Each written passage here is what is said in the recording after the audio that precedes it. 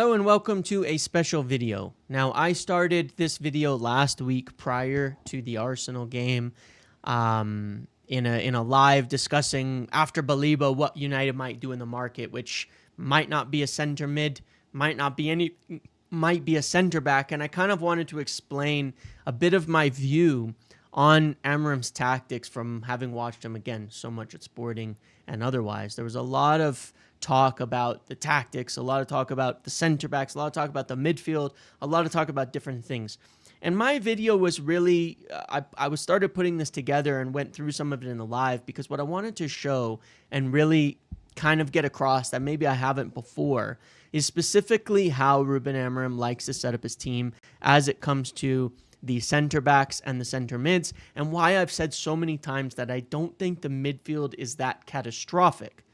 Now, I put this together with some chat over a tactical discussion, an example that I was making of the center backs and how they support the midfield and the 10s and things like that. So you'll see some of that from the live. Then I recorded and put up some clips of the Everton preseason game where I thought this is the one that people got really negative about her performance, where I wanted to show exactly what was going wrong in that game and why, again, wasn't the thing people thought. Then, rather than put that out, I wanted to wait for Arsenal because I wanted to see how we performed against Arsenal and specifically highlight the exact things I covered in these videos. So you'll see something from Saturday or Friday, something from Saturday, and then this morning, what I broke down from looking at Arsenal. And it's really interesting to see that, one, not only did we solve the big problem against Everton and one of the big concerns, but it really kind of explains why the 10s and the center backs are so key to the midfield working regardless of personnel. So that's what I'm going to show you in this. This is my most in-depth and extensive, and it's not super sophisticated either way, but in-depth and extensive tactical video that I think you'll really like, especially after the Arsenal game. I think you'll really get it, and I think people will start to see a lot more what Ruben Amorim football actually looks like, and of course, we'll also start to see it on the pitch more. So we'll start with a clip from the live, kind of going through the tactical board, explaining the center back issue, then clips from Everton showing it going wrong, then bits from Arsenal showing going exactly right and why the performance was so much better. Now, my purpose with doing this is not to convince you this is why we don't need a midfielder, because I wanted Carlos Mbeumo more than anything, and I think we'll sign him next summer, and I think he's going to be the piece that upgrades the midfield to the level of being able to win a title. But what it is going to show you is why the panic stations over not getting a top midfielder in the summer are completely unfounded in the idea that United cannot perform and are going to finish bottom half simply because we didn't sign one. It's not true. This is why they prioritized the forwards. This is why they spent so much money on the forwards. And this is why they feel like even with the personnel that they have, we can continue to put in performances. Now, as we saw against Arsenal, they might be right. If we can repeat those types of performances week in and week out with the personnel we have now, United will finish in the Champions League positions. So enjoy the video and let me know what you think afterwards. And here's the first section from the live on Friday. And here's the point I want to make about what's going to fix this team tactically that I think people need to understand, because I want to ask you a question today, because this is how I see the midfield. What do you think is the biggest problem? I'm going to ask you guys, and I'm asking you to answer these things like nicely and calmly and not go off on crazy tangents or get angry, but just answer the question. What do you think is the biggest problem? One thing, and don't say a name, I'm talking about the actual issue itself. What is the biggest problem with the midfield? Let's say it was Ugarte and Bruno. What is the biggest problem in this team with them? Not in the whole team, but in the midfield, what is the biggest problem with that combination? Like one word. Is it in possession? Is it the out of possession? Is it the progression? Is it, the ground coverage? What is the biggest problem? Out of possession transitions, progression. Cunha fixes it. Good. Okay. No, I'm talking about the midfield. But what about the balance? What about the balance? Is it the Is it the out of possession? Is it the progression? Is it the physicality? Like, which thing in the midfield is it? What does balance mean? What's wrong with the balance? When you say balance, take that one step further. What's wrong with the balance? What is it missing? Because balance implies something is missing.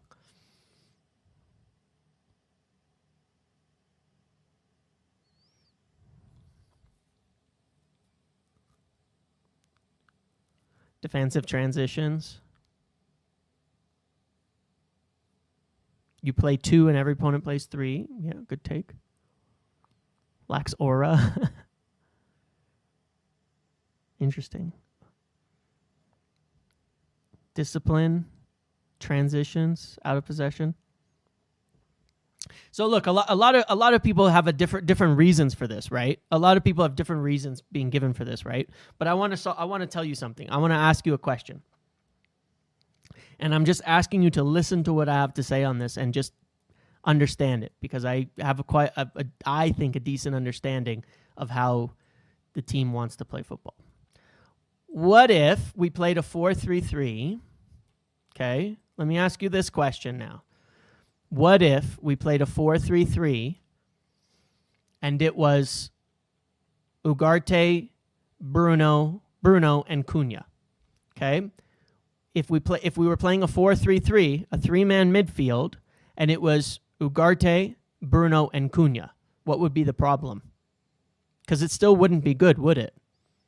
Right? So I try to point out, it's not necessarily the system. There's something wrong with it. That the balance of that 3 is still not good. Why? It's not the in-possession work, actually. It's not the progression of the ball, because Bruno and Cunha in a midfield 3, you have more than enough progression between the two of them. It's not the passing even. It's not the carrying, because you have a good carrier and you have good people. No, Ugarte is not the problem. I'm asking you for a specific reason why it would be the problem. Because let me tell you this.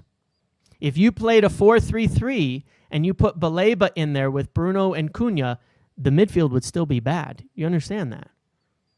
Do you agree or disagree? Do you think that Baleba, Cunha, and Bruno makes a good midfield? Do you think anybody would play with a 3-man midfield that would be like that? In fact, I don't think you could pick a single midfielder in the world that you could put in that 6th position in a midfield 3 with Bruno and Cunha and would work.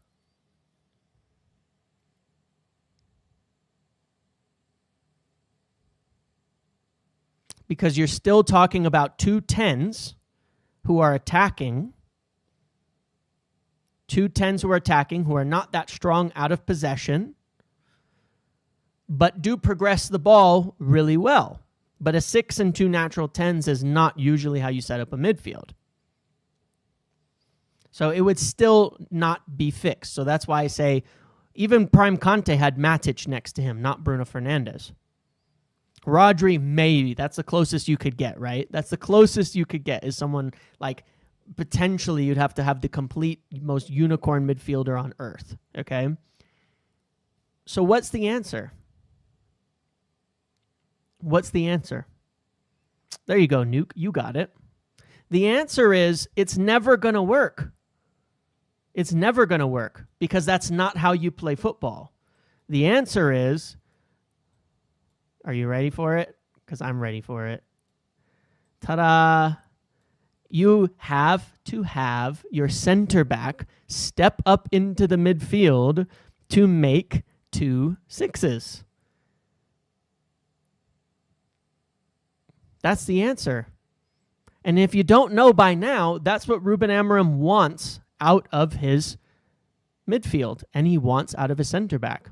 And if you listen to Harry Maguire's comments in his interview, he made points about this, about how they were scared to step up into the midfield, scared to step up at the right times, and we lack potentially the right midfielder for this. Are we looking for another center back? We certainly are. We don't know if we could get to it this summer. But my point is, yes, Yoro can do that. Lissandro can do that. You know who's really bad at it? I don't want to say. I'm not going to be mean. You know who's not very good at it? Matthijs de Ligt. That's why I don't rate him for the central center-back position, and why I say he actually creates quite a few issues in here. He's not quick enough going forward. He's a good box defender, but he doesn't step up. Now, Harry isn't either, but Harry happens to be so good in the air that it helps, okay? But our defenders have to be much more aggressive in that sense. And it's the reason why I don't necessarily rate de Ligt in that position. He does not step up quickly. He's always behind the attacker. And when you watch Everton, when all the focus was on one player, Beto was dropping in to make 2v1s in the midfield the entire game, and de Ligt was not following him. You can rewatch the game and you will see it. He was always 2, 3, 4 steps behind him. We need another center back. And the other day, I think Maguire's better at it, but not great at it because he's still not that quick. And he's a much better player in the air, and he's a bit more aggressive. You don't need them to run back quickly because they're a midfielder. You don't need them to run back quickly. You don't necessarily need vertical pace. You just need to be aggressive. Lissandro potentially could do it, but you do have one big problem with Lissandro. In going into the middle. You have to win the ball in the air. This is where a lot of direct balls come in to target the 2v1 on the 6. You have to win the ball in the air. Lissandro's not the right fit for that reason. Because he's not going to win the ball in the air. This is probably why a lot of people have said Lenny could do it. Lenny does do it. It doesn't necessarily always have to be from, because what will happen is sometimes it goes like this, and the wide center back steps up to be aggressive too. It can happen from the wide center back position. That's certainly possible. As well. That can be part of it. Every center back needs to be aggressive in their ability to step forward into the game and support the midfield. But the problem is that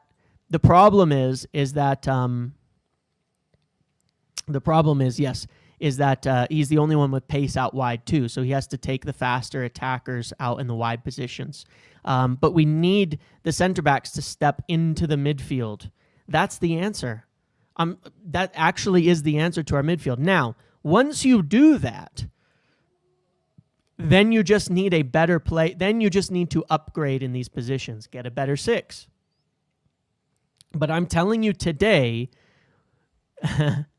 if that doesn't happen, it doesn't matter who you sign in the midfield. And that's what was not happening last year. The support from the center backs was not there in the midfield. They drop back way too quickly and leave too big of a gap between them and the midfielder. And again, this is also why Amorim likes inverting them even in possession, so that if you lose the ball up here in transition, the center back is already up in the midfield, ready to essentially stop the direct ball coming in. So there's a few reasons that you need it. Same with West Ham with Souček. Exactly. Our bigger problem than our midfield is the center backs need to step up properly. They need to step up. They need to add physicality to the midfield, because this midfield will never work with 2 natural 10s, but that's how Ruben Amorim likes to play, so you have to make a box. You have to essentially go 2 6s and 2 10s rather than going a 6, an 8, and a 10 as a balance. And that's just the way that that Ruben Amorim likes to play, and that's what he wants to do. And people will get that. And so when they made the assessment this year, to get the forwards, you have to realize that it's not that they don't want to upgrade on the midfielder. Don't get me wrong. They obviously do. I'm not denying that in the slightest, and I never will. But the way he has the feeling of moving Bruno deep is twofold. Number one, that this is Cunha and not Alejandro Garnacho.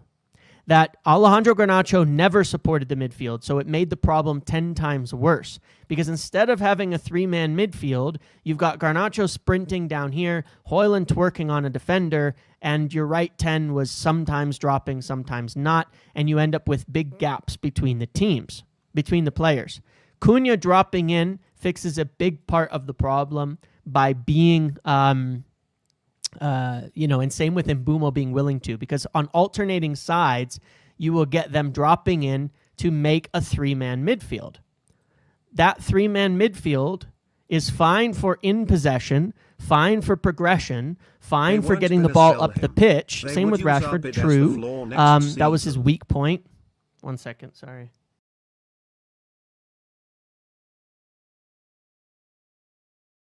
That midfield was fine for this is fine for in possession.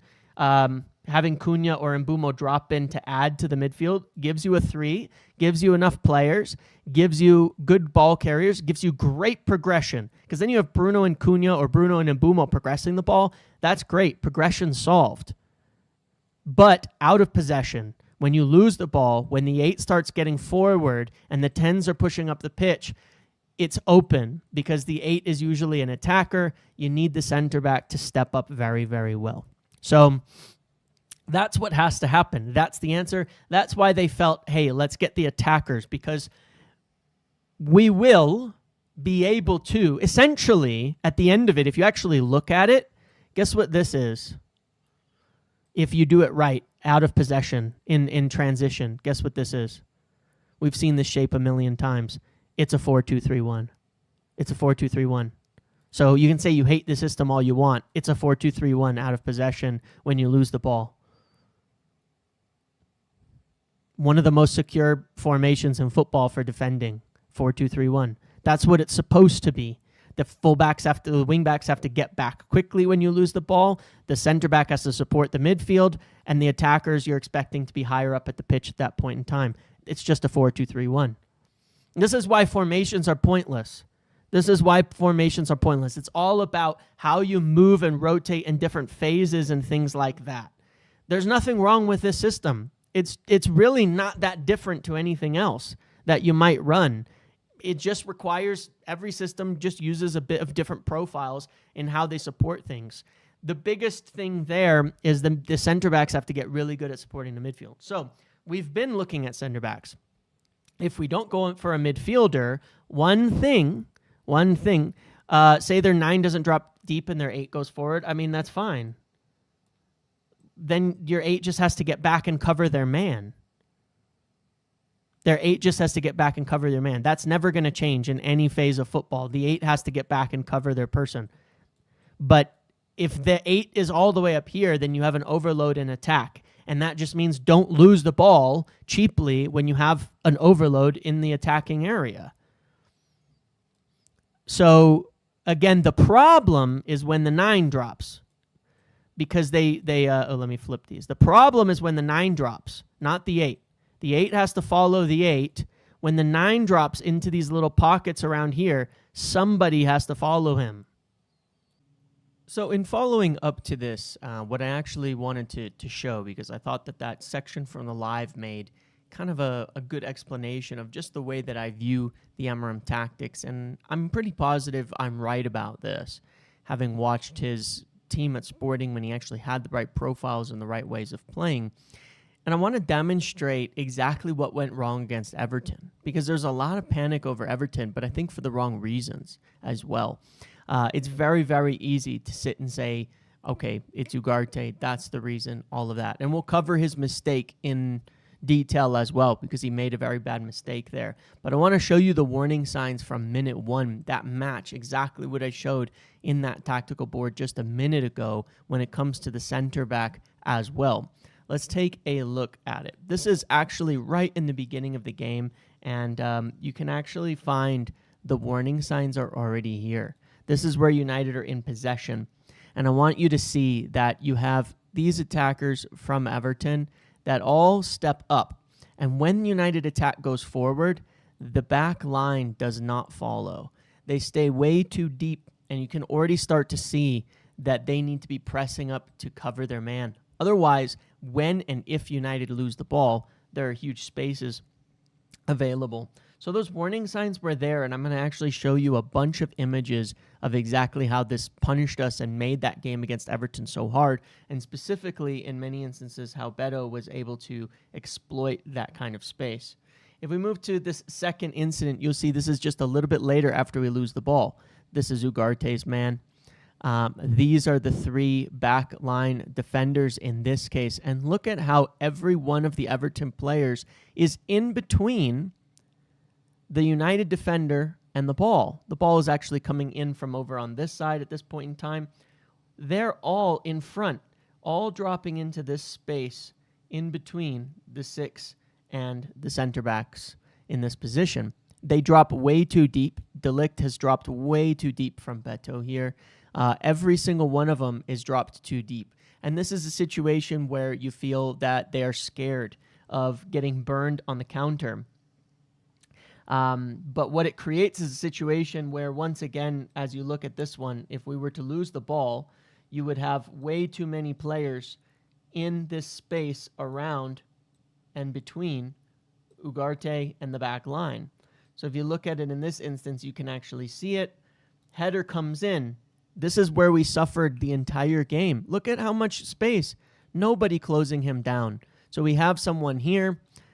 Too much space, too much space, too much space. He wins the header.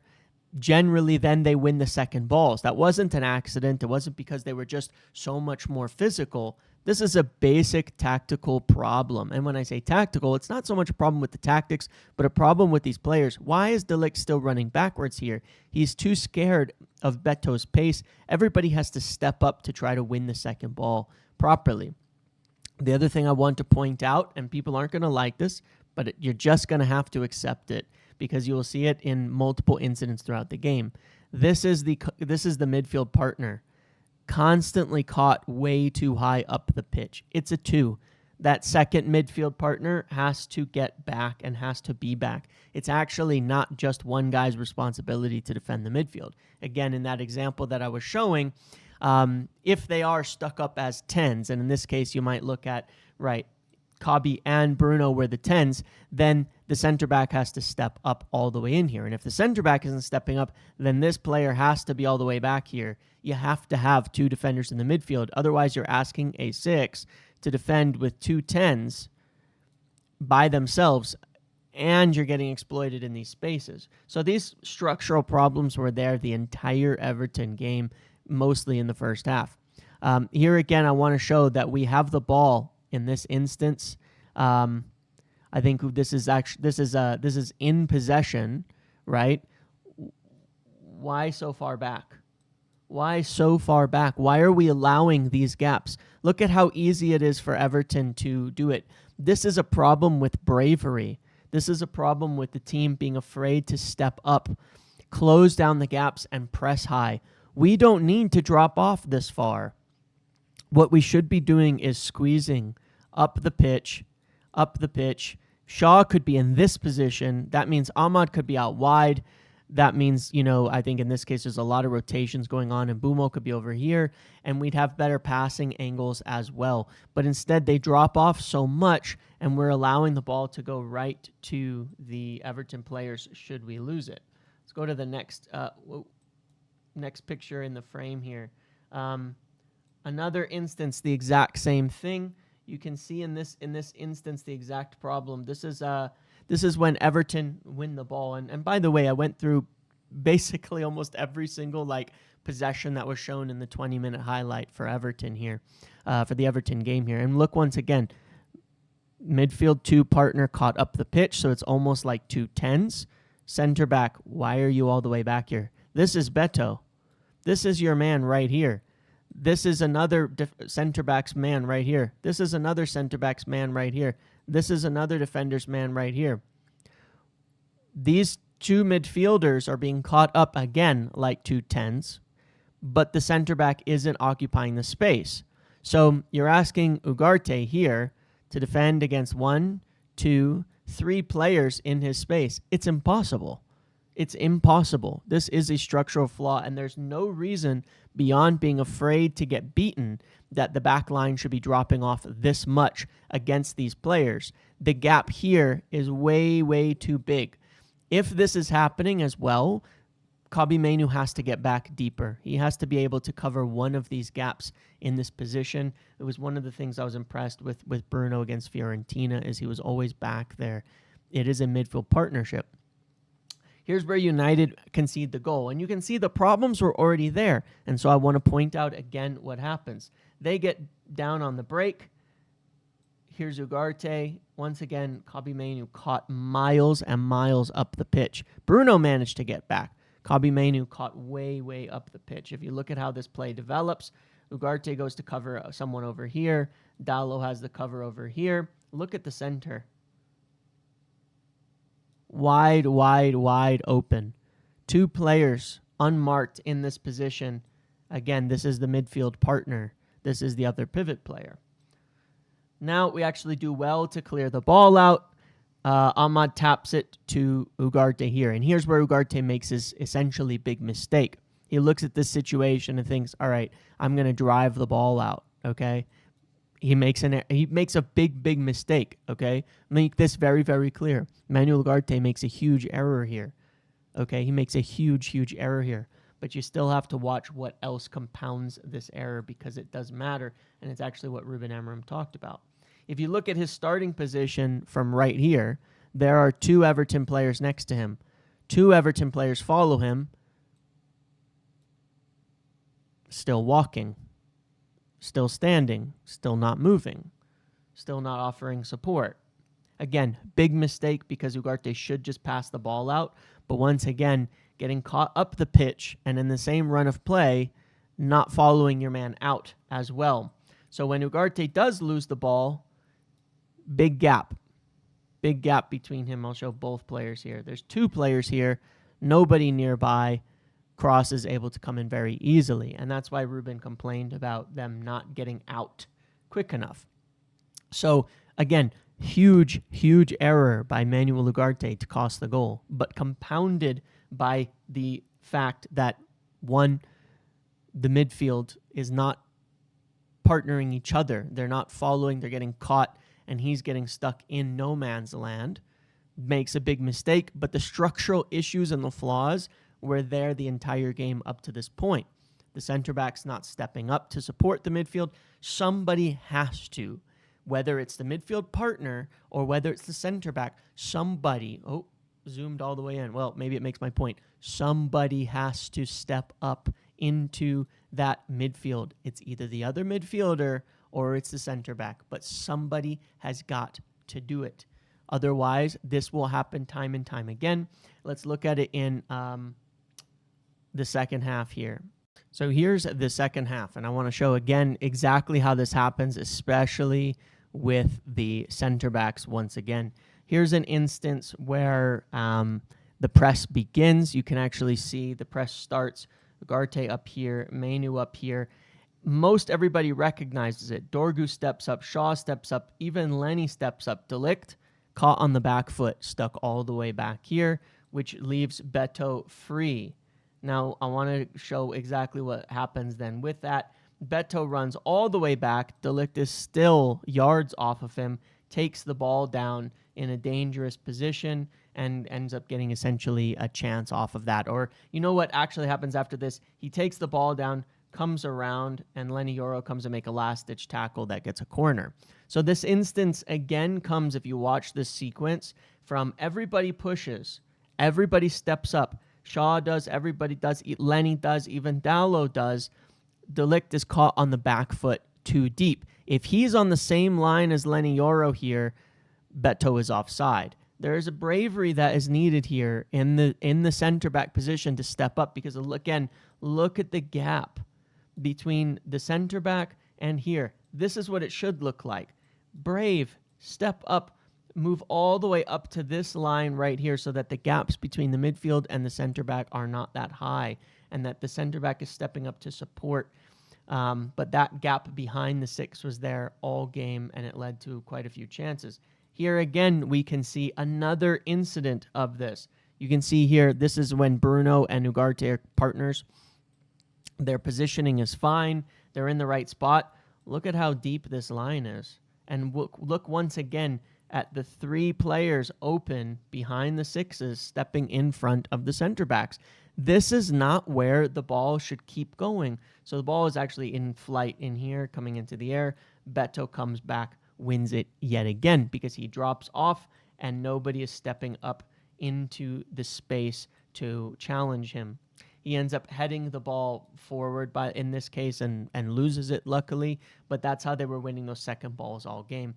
And then the second thing that does happen, and this is what led to the second goal, not this exact instance, but in this specific instance here, this is what Bruno cannot do from this position. He does some sort of back heel flick towards Ugarte in this position, but there's 2 defenders here. And we end up losing the ball in that position. And you can see that Ugarte actually makes a tackle on 1 player, but it leaves the second player free to run on the attack because Bruno has lost the ball from in front of them. Then, of course, a few minutes later, Bruno loses the ball high up the pitch. Casemiro dives in, and we're on the break. That was not really a problem of the center backs, but that's what you can't do in the pivot as well, is lose the ball. Because, frankly, it's really interesting. There's 2 different problems at play here, okay? 2 different things. And one of them is structural. The reason we had a bad game against Everton wasn't the midfield. The reason we had a bad game against Everton is because they exploited the space behind the midfield because the center backs were not brave enough to step up and follow the center backs and support the midfield properly, especially when the 9 dropped in, that the central center back was not stepping up into that position. That's why we had a bad game. That's why Everton were able to get in and attack us so much. That's why they were able to control things. The reason that we played poorly and were even in a position where we couldn't run away with the game, where we weren't controlling it, where we weren't dominating it, where we weren't suffocating the opposition, where we were giving them opportunities, chances, pressures, and things like that, is a structural issue where the center backs need to step up and close that space. Like I explained there, you saw in the first half so many times Bruno and Mbeumo caught up as 10s. Well, if that's happening, the center back has to support the midfield. Some center back has to step up and support the midfield and shut the gaps in so that the 6 doesn't have 3 players around him and behind him, because that's why we were losing those aerial duels and that's why we're losing those second balls. The way that is solved is not personnel. It's by the center backs being brave. Maybe it's by center back personnel, but it's not midfield personnel. The situation with the center backs and the midfield being caught happen every single game. If the 2 midfielders are caught up, if the other partnering 8 is being caught up the pitch, playing as a 10, which will happen, the center backs have to hold the line. They've got to step up, and someone has to move up next to the 6 to support the midfield and follow that striker, not leave that big channel behind the 6 and the center back. And that will make the biggest difference to how we play. So here we are after the Arsenal game, and the reason why I wanted to wait and see is because, of course, it was preseason. And while I had major concerns out of that Everton game, it was a little harder to look at the Fiorentina game. There were some similar things happening, but they played a bit different. It was Arsenal I was really curious about because I wanted to see, did we correct that problem? Because if we corrected the problems that I noted in all of these previous sections of the video with the center backs, then I thought we'd have no problem in the midfield. And I think Arsenal proved that to be pretty much exactly right. Great game against Arsenal, great performance with Casemiro and Bruno Fernandes, the midfield that all of us, myself included, expected to be too slow, unable to keep up, get run through by a 3-man midfield of Odegaard, Rice, and Zubimendi, and instead it was quite the opposite. They controlled the game. Now, there's a few reasons for this, but I want to specifically talk about the center back thing and get on that, and then point out the 10s thing, and that'll be that for the video. And I think it proves a really interesting point about what is needed.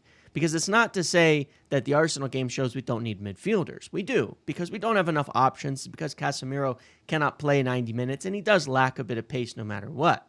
Ideally, we get somebody really good. But I think what it does prove is even if the midfield is just okay, and I thought the midfield was just okay yesterday, Casemiro and Bruno in particular, not the best players on the pitch. There were other players who were really good. But in midfield, in Amorim's system, they can be just okay, and you can still perform really well. They're not the driving force of the team. Out of possession, you need the center backs to be brave. In possession, you need the number 10s to drop in and make a 4-man or a bigger midfield to help support progression. So let's look at some pictures and see how this goes. So if we look at, this was right in the first minute. The ball's already in the air here. Ligt was very tight to Gyökeres here, and that's what I was looking for the whole start of the game. So in the last game, we saw this situation where the 6 was with their guy, and the gaps here were very big. Now, the ball's already in the air, and they run back, they clear it. So this one was fine, but I'm just more pointing out what we're looking for in these pictures. If you look at the next one, right on, stuck with him, right on, stuck with him, even though this is from the right wing back. We'd shifted over to the other side. Shaw shifted up, did not allow a lot of space. Casemiro right here. So you can see that we're going a lot tighter in the way that we play. There's not a bunch of players sitting in this channel behind Casemiro. That was important. Then I want to show the inverted center back, the biggest thing that people were complaining about that you get from a lot of tactical people who simply, in my opinion, refuse to understand why you did this inverted center back thing. Now, you can see here that they went with the press, man-to-man, following everybody around. Now, when they do that, as I've shared in pictures before, you're going to find somebody open. So there was a player open here. You can see 1, 2, 3. There is a player open right in the middle if you can chip it over. But this is kind of after the ball is arriving. It was out of frame, so harder to see it. But essentially, this player was stuck over there. Mason Mount dropped in. Bruno standing here. They were not able to get to Mount quick enough. You had the free man. Mount was able to flick the ball over to Bruno and get the attack going. So if they press man-to-man, the free areas are out wide. On one side or the other, there's going to be a free man. And if you take a look at the organization here, you can see that it's coming from this side because this is the side the striker's running from, and that they're tighter here in all these positions. But they were not able to shift over to get Mount. This resulted in actually a really nice attack. So that I'm focusing on the center backs in and out of possession and how it worked. Here we can see on the next, essentially the next possession for Arsenal, 6 minutes in, Ligt steps all the way up. This is where we saw these huge gaps last time, right? These players were dropping in, and Ligt would have been back here in that Everton game. No, steps up, stuck it to Gyökeres, and won the header away from him. Again, minute later, same thing. This is the exact same thing as we saw against Everton, except Ligt was back here. Now he's up here. Exact same thing, exact same strategy employed by Mr. Sean Dyche, Arteta in this game. Behind the 6, you would have seen 3 players free. Instead, Ligt is jumping into that gap and filling it in the correct way that he's supposed to, and it makes all the difference. Here again, invert the center backs. Now you can see the press is coming from a different side. You can see that Martinelli is kind of shadowing down here somebody. Gyökeres comes in here. Here's how the inverted center back works. Pass comes forward. I think I missed the picture, actually. But regardless, what actually happened in this play, somehow the picture didn't actually copy, but it's fine. What actually happens in this play is these midfielders occupy, ball goes into Bruno, ball gets pinged out wide to Lenny Yoro, who runs into the space and finds it free because Lenny Yoro is open. This is, again, the reason he inverts the center back. When they follow them man-to-man in this situation and then press the keeper, Gyökeres is actually pressing from this center back. If he was on this side, then Saka would be further back and he'd be pressing from this side. You'd pass it in here and ping it over to this side. But instead, in this case, he presses from Lenny Yoro. This leaves Yoro free. This leaves your basic one-touch drill. Pass in, hit it out wide. Basic stuff. Basic build-up pattern when it's working. So we saw a lot of that working in there. Again, 25 minutes, you can see we're stuck to the players. When they're in the back line, good. When they drop off, as we saw with the earlier images, we block them. Here we can see, again, inverted center back, comes up into the middle. Everybody drops. The wing back gets back at the right time. there's the free man. You have to be brave with the pass. You're finding Dorgu free over in that side. So basically just doing this to share the center back in particular. Why invert the center back and why go out wide? Invert the center back in possession and invert the center back out of possession to step up and support the midfield when that striker drops off the back line, because you're going 3-on-3 in the back. So when the striker drops, the center back has to follow him into the midfield and provide that support. And that's what De Ligt did. Perfect game from Matthijs De Ligt. Exactly what I did not know if he could do, and I have my doubts about. Proved me wrong. Love that. That's why I waited till this game to do it, because I wanted to see if we would correct that problem from preseason. Perfect. He did the exact opposite of what he did against Beto and Everton against Gyökeres and Arsenal. Love to see it. Perfect game from De Ligt. No notes. Maybe the man of the match for me just because of how good he did that. And I love to give credit to a player when they do the thing I want them to do and know that they should do. Now let's take a look at the midfield. And I just want to point this out as well. Why I've always said the midfield is not that big of a deal. Out of possession, De Ligt steps up. In possession, look at where the 10s are playing. This is Mason Mount in the first half because Cunha was essentially at the 9 at that point. Dropping into these midfield positions to support. This is Bruno. So you can see they actually add to the midfield and spend a lot of time. If they were pure wingers, you'd see their heat maps up here, around here. But no, they drop into the midfield and then they move in narrow as 10s into the final third. So they provide that support. And Mbeumo was providing an... Thanks for refreshing, SofaScore. Mbeumo was providing an excellent kind of out ball. You can kind of see it in this way. Yes, they took the ball from higher, but essentially dropping in so deep to be extra midfielders where they're, obviously in the attack getting more forward, but in other positions playing all the way back here as extra mids, essentially making a 4-man midfield. So when we look at this, a couple of things that I just wanted to once again cover.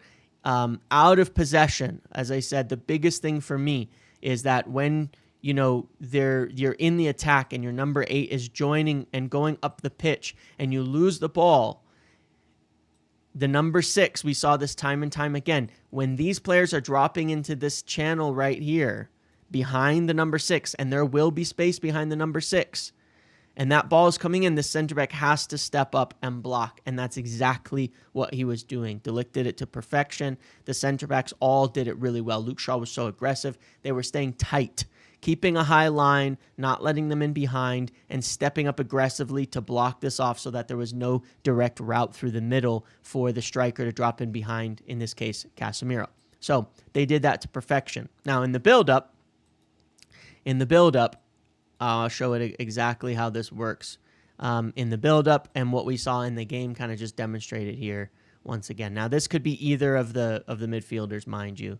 But again, because we're playing a back 4 against the back 4, let's see. Let's move everybody kind of to the right positions and kind of look at how it would work. So oftentimes their 10 was over here. Gyökeres was right here. So he said he wants to clear the space in front of the keeper. So what would happen? Everybody's kind of covered. Technically we found this ball out wide, because you can even see in this case, if the center backs are sitting around the striker and not going man to man, you kind of get some space. So this is where we were able to find Mason Mount the one time, because the center backs are cheating a little to stay near the striker. When they go 3 back, it's actually a little harder because they tend to play man to man there. But regardless, when they did play man to man and that pass wasn't on, this is the one pass that we found a few times on the other occasion. As I showed in the picture, it was like this, and he was able to find the pass straight in there. Those are great. Depending on who this player covers, this right back covers, you have an option there. But if the center back is covering and following, you have less of an option there. So what was the alternative? Invert the center back. Bait the press, start moving players around, and what would happen? Gyökeres would start to press in from this side, pass straight into De Ligt. Lenny moves up, bounce pass over, and you're in and running into the attack. That's why inverting the center back. That's why he does it. It essentially forces that if they press the keeper, you can do it. If they don't press the keeper, you might just go long And that's where we probably would have, even if we add Benjamin Šeško to the equation, it'll be even better. So there you go. This turned into essentially my tactical explainer on the center back, why the center back, why invert the center back, and then in addition, what the center back needs to do out of possession to support the midfield, what the 10s need to do to support the midfield, and why, even though we need a midfielder, it's more simply because Casemiro can't play a full 90 minutes and may not have totally the legs, but the midfield is not the biggest thing. The central center back is more important than the midfield. When Ligt has a game like that, he will support the midfield incredibly well. When the 10s support the midfield like that, they will do incredibly well. We've bought the 10s. If Ligt can play like that, if Maguire can put in performances like that Ligt did, then we'll be okay. The midfield will be okay this season. The fact that we could produce that kind of performance against Arsenal with just an okay midfield performance, and I think Bruno can do way better than he did in that game, goes to show it's not about the midfield. It's the 10s and the center backs in Amorim's system, and then the wing backs providing that those outlets and those runs and keeping that width. The 10s and the center backs support the midfield, and the midfield too simply have to do the smart things. And they did good things in that game, and Casemiro was very good at helping distribute the ball and get it out into attack, because it wasn't the best game from Bruno. But I think it just, again, accentuates the point that I was trying to make, which is the center backs support the midfield. The midfield doesn't have to be stunning. They're not actually the engine room of this team, if you consider the 2 the midfield. If you consider the 10s the midfield, then you're starting to think with it correctly. The midfield supports it when the 10s drop in. They're the engine of the team, and the center back has to support it out of possession. So there you have it. That's my explanation. In possession, inverting the center back, that's why he does it, and you could see the solutions against Arsenal with it working. Out of possession, you can see the solutions to the midfield being open with the center back dropping in correctly. The last comment I want to make on this is my only point about tactical kind of analysis. You only can see what the players are capable of executing. So against Everton, you see big gaps, losing against direct balls, and you say it's the midfield. It's not. It's the center back. What you can see on the pitch tactically is what the players are capable of executing.